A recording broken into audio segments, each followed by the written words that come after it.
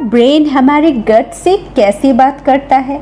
आपका डर, गुस्सा और दुख फेशियल एक्सप्रेशन में जैसे असर डालता है, ठीक इसी तरह आपके पेट या गट में भी असर डालता है। एक आदमी की कहानी जो अपने वॉमिटिंग या उल्टी को रोक नहीं पा रहा था। स्ट्रेस किस तरह आपके गट पर असर डालता है। आपके पेट में एक हाउसकीपर है। गन शॉट और गट रिएक्शन का क्या हिस्सा था? कैसे कोई फूड आइटम आपके मूड पर असर डाल सकता है और डाइजेस्टिव प्रॉब्लम क्रिएट कर सकता है। किसी भी इमोशन का मिरर इफेक्ट आपके गट में भी पड़ सकता है। हेलो, मैं हूँ डॉक्टर सबा जमाल और इसी तरह के इंटरेस्टिंग क्वेश्चंस के आंसर में लेकर आई हूँ, और इसे जानने के लिए वीडियो को एंड तक जरूर देखें, जिसमें हम ऑथर एमरन मेयर एमडी के selling book the mind gut connection के चैप्टर 2 को डिस्कस करेंगे। तो चलिए शुरू करते हैं। हमारा ब्रेन हमारे गट से कैसे बात करता है? क्या आपने नोटिस किया है, हम किसी इंसान को पहचानते नहीं, जानते नहीं, इसकी ज़बान भी शायद अगर ना समझे, लेकिन इसके चेहरे या फेशियल एक्सप्रेशन से समझ जाते हैं वो गुस्सा है या खुश है या सरप्राइज्ड है या आपसे दोस्ती करना चाहता है। ऐसा होता कैसे है? अल्लाह ने, गॉड ने कुदरती तौर पर हमारे ब्रेन को ऐसे ट्रेन किया है। टन के सिग्नल्स हमारे फेस में भेजता है। फेस में मौजूद स्मॉल मसल्स इस इमोशन को जाहिर कर देते हैं और पलक झपकते ही हम इन इमोशंस को फेस के जरिए पढ़ लेते हैं, जैसा कि एक खुली किताब हो। पर क्या इन इमोशंस का हमारी गट पर असर पड़ता है? या कभी आपने सोचा है कि आपके साथ आपका गट भी खुशी और दुखी होता है? ये बिल्कुल सच है, और इस बात को हम इस तरह समझ सकते हैं। आप ट्रैफिक में फंसे हुए हैं, आपको ऑफिस या कोई ज़रूरी काम में जाने के लिए देर हो रही है। आपको गुस्सा आ रहा है कि कैसे लोग गाड़ी चलाते हैं, इसको सही से गाड़ी चलाना नहीं आता, ये ट्रैफिक लगा कर रख दी है। और गुस्से, इरिटेशन की सिग्नल्स ब्रेन सिर्फ आपके फेशियल मसल को नहीं पहुंचा रही है, बल्कि ये एंगर या फ्यूमिंग सिग्नल आपके गट तक भी पहुंच रही है। वो भी ड्रामेटिकली आपके मूड की तरह काम कर रहा है। और जब आप गुस्सा होते हो तो आपके पीठ या स्टमक का कॉन्ट्रैक्शन अचानक से बढ़ जाता है, जो एसिड प्रोडक्शन को बढ़ा देता है और जो ऑमलेट आपने खाई थी इसके डाइजेशन के प्रोसेस को स्लो कर देता है। साथ ही इंटेस्टाइन या आंतों की मूवमेंट को बढ़ा देता है, जिससे म्यूकस और डाइजेस्टिव जूसेस का प्रोडक्शन होता है। यही सिमिलर चीज़ आप जब घबरा जाते हो या दुखी होते हो तब भी होती है। जब आप डिप्रेस्ड या स्ट्रेस्ड होते हो तो आपके इंटेस्टाइन हार्डली मूव करते हैं, की वजह से खाना जल्दी हजम नहीं हो पाता और इंडाइजेशन होता है। इनफैक्ट अगर आप गौर करेंगे तो समझेंगे कि आपका गट कैसे आपके इमोशंस जो ब्रेन से जनरेट हो रहे हैं उसका आईना या मिरर है। तो आपको पेट में बटरफ्लाई वाली फीलिंग हो या गांठ महसूस हो या गुदगुदी महसूस हो, सारे इमोशंस ब्रेन के इमोशन जनरेट सर्किट से जनरेट होते हैं। और आपका ब्रेन, इमोशन और गट इसी तरह यूनिक वे से एक दूसरे से कनेक्टेड है।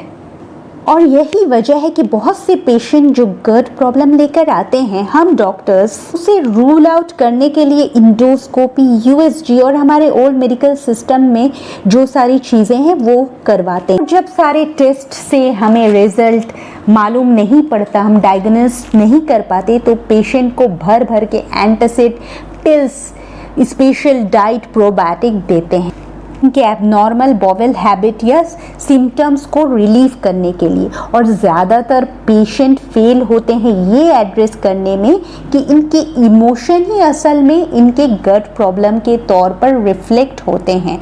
और अमेजिंग बात ये है कि डॉक्टर्स भी इनमें शामिल हैं। ऑथर ने एक बहुत ही इंटरेस्टिंग स्टोरी सुनाई एक नौजवान के बारे में जो 25 साल का था और उसकी माँ 52 साल की थी, जो ऑथर के पास थक हार कर और फ्रस्ट्रेटेड होकर आए थे कि बिल को तकरीबन 8 सालों से नॉन स्टॉप वॉमिटिंग या उल्टी की शिकायत थी। इनके लड़के बिल को ना जाने जिंदगी के कितने ही घंटे हॉस्पिटल के इमरजेंसी रूम में गुजारने पड़े। पेट में दर्द और ना रुकने वाली उल्टी या वॉमिटिंग के साथ। और ऐसा तकरीबन हर हफ्ते में कई बार होता था। कोई डॉक्टर पेन किलर देता, कोई नींद की गोली, लेकिन वक्त गुजरते गुजरते ये बीमारी बढ़ती ही जा रही थी, कुछ काम नहीं आ रहा था। बहुत से गैस्ट्रोएंटेरोलॉजिस्ट ने सारी डायग्नोस्टिक टेस्ट भी करवाई, लेकिन वजह मालूम करने में नाकाम रहे और इस प्रॉब्लम की वजह से बिल को कॉलेज भी छोड़ना पड़ा और ख़ुद इसकी माँ ने थक हार कर इस बीमारी की वजह ऑनलाइन सर्च करने लगी और ऑनलाइन सर्च करके उन्हें इस बीमारी का नाम पता चला, cyclic vomiting syndrome.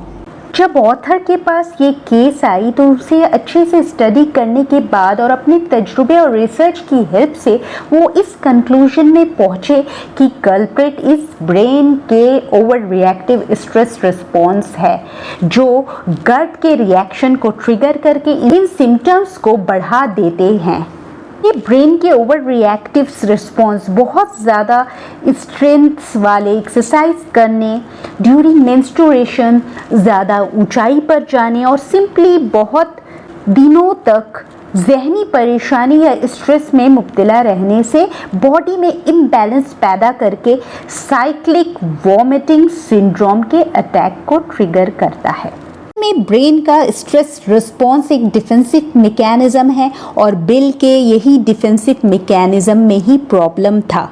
Brain stress के दौरान अपने हाइपोथैलेमस, जो कि ब्रेन का एक इम्पॉर्टेंट रीजन है जहाँ से सारे वाइटल फंक्शंस कोऑर्डिनेट किए जाते हैं, यानी हमारे बॉडी के सारे फंक्शंस की तालमेल यहीं से रेगुलेट होती है। एक chemical corticotropin releasing factor release होती है, जबकि बिल के केस में उसे कोई स्ट्रेस थी ही नहीं, फिर भी उसका ब्रेन स्ट्रेस के खिलाफ रिस्पॉन्स कर रहा था, यानी बिल के ब्रेन के स्ट्रेस रिस्पॉन्स में ही प्रॉब्लम था और जो कि अनकंट्रोल्ड कॉर्टिकोट्रोपिन रिलीजिंग फैक्टर वो केमिकल बना रहा था, जिसकी वजह से साइक्लिक वॉमिटिंग सिंड्रोम के सिम्टम्स पैदा हो रहे थे। ने सक्सेसफुली उसे डायग्नोस्ट करके उसे एंटी डिप्रेसेंट देकर और कॉर्टिकोट्रोपिन रिलीजिंग फैक्टर के प्रोडक्शन को कम करके के बीमारी को कंट्रोल किया। और जब बिल अपनी इस बीमारी से अपने माइंड को डाइवर्ट करने में कामयाब हुआ तो इसे दवाइयों की और ज़रूरत नहीं पड़ी। अक्सर 20 में से 3 इंसान को इमोशंस की वजह से गट इश्यूज होते हैं। यहाँ हमें समझ आया कि इमोशंस कितना इफेक्ट डाल सकता है हमारे गट में।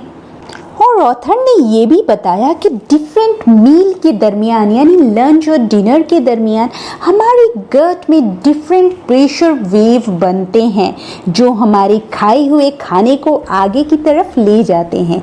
ये खाने में असल में मूवमेंट पैदा करते हैं और यही हमारे गट के हाउस कीपर हैं, जो पेट में साफ सफाई का काम करते हैं। और जो चीज़ें हमारी पेट डिज़ोल्व नहीं कर पाती या तोड़ नहीं पाती, यानी छोटे छोटे पीसेस में इन्हें तोड़ने का काम यही करता है, जैसे कि किसी तरह का मेडिसिन या ठीक से ना चबाया हुआ मूंगफली।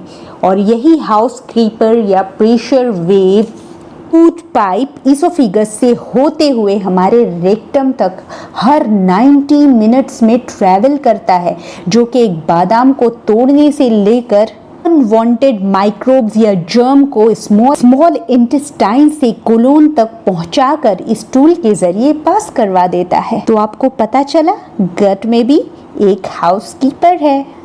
नेक्स्ट इंटरेस्टिंग बात ये बताई ऑथर ने कि हमारे गट के नर्वस सिस्टम, यानी एंटेरिक नर्वस सिस्टम, जिसका हम लोगों ने लास्ट एपिसोड में बात किया था, 50 मिलियन से ज़्यादा नर्व सेल्स होते हैं जो इसोफिगस से लेकर इंटेस्टाइन से होते हुए रेक्टम तक इसे घेर कर या रैप करके रखते हैं। और यही सेकेंड ब्रेन हमारे 3 पाउंड के जो ब्रेन हेड में या सर में है, इससे छोटा ज़रूर है लेकिन बहुत ही पावरफुल है in the case of digestion. एक और इंटरेस्टिंग वाक़या की ने अपने बुक में जिक्र की है। 1822 में मिशिगन में आर्मी सर्जन विलियम बेमाउंट के सामने एक केस आया जिसमें एक आर्मी एलेक्स सेंट मार्टिन को एक्सीडेंटली गोली लग गई थी और एक उंगली के जैसे इसके पेट में होल हो गया था जो दिख रहा था।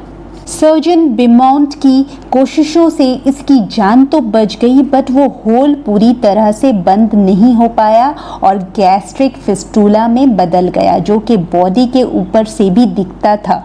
और सेंट मार्टिन की फिजिकली फिटनेस ना रहने की वजह से अपने आर्मी के जॉब से हाथ धोना पड़ा। बदले में सर्जन बिमाउंट ने इसे अपने घर में काम पर रख लिया और इसके कंसेंट से इस पर एक्सपेरिमेंट भी करने लगे। कभी कभी वो एक सिल्क के कपड़े में मीट का टुकड़ा रख कर टाइम टू टाइम इस होल में रख देते थे, फिर निकाल कर देखते थे, जिससे सेंट मार्टिन बहुत बार इरिटेट और गुस्सा भी होते थे, लेकिन कोऑपरेट भी करते थे। इस तरह सर्जन बिमाउंट ने सेंट मार्टिन के हेल्प से ये पता लगाया कि गुस्से में गैस्ट्रिक एसिड या गैस्ट्रिक जूस की प्रोडक्शन कम हो जाती है और सर्जन बिमाउंट दुनिया के सबसे पहले साइंटिस्ट बने जिसने इमोशन और स्टमक के कनेक्शन के नज़रिए को दुनिया के सामने पेश किया। तरह अगर आपके साथ कभी ऐसा हुआ है, आप कोई रेस्टोरेंट में अपनी बीवी या कोई दोस्त के साथ बैठकर कबाब या स्पेशल कोई डिश खा रहे हो